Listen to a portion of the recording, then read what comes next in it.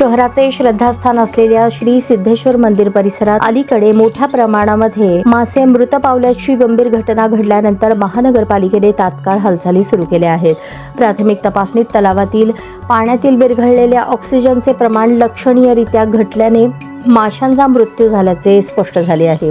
घटनेची दखल घेत महापौर विनायक कोंडाल, महानगरपालिका आयुक्त डॉक्टर ओंबासे, सिद्धेश्वर देवस्थानचे चेअरमन धर्मराज काडादी यांनी वरिष्ठ अधिकारी आणि मंदिर समितीच्या पदाधिकाऱ्यांसह तलाव परिसराची प्रत्यक्ष पाहणी केली. यावेळी पाण्याची गुणवत्ता, मृत माशांची स्थिती, स्वच्छता, उपाययोजना आणि तांत्रिक बाबींचा सविस्तर आढावा घेण्यात आला. परिस्थिती नियंत्रणात आणण्यासाठी महानगरपालिकेकडून युद्ध पातळीवर उपाय सुरू करण्यात आले आहेत. तलावातील विविध ठिकाणांहून पाण्याचे नमुने संकलित करून अधिकृत प्रयोगशाळेत सखोल रासायनिक आणि तांत्रिक विश्लेषणासाठी पाठवण्यात आले. पाण्यातील ऑक्सिजनचे प्रमाण वाढवण्यासाठी महापालिका आणि सार्वजनिक बांधकाम विभाग यांच्या संयुक्त विद्यमाने 8 एअरेटर कारंजे तातडीने सुरू करण्यात आली. तलावातील सेंद्रिय घटकांचे विघटन वेगाने व्हावे आणि दुर्गंधी कमी व्हावी यासाठी बायो रेमिडिएशन प्रक्रिया सुरू करण्यात आली. महापौर विनायक कोंडाल यांनी सांगितले की सिद्धेश्वर तलाव हे सोलापूरचे नैसर्गिक वैभव आहे. जलचरांचे संरक्षण आणि पर्यावरणीय संतुलन राखणे ही आमची जबाबदारी आहे. भविष्यात अशा घटना टाळण्यासाठी कायमस्वरूपी उपाययोजना केल्या जातील.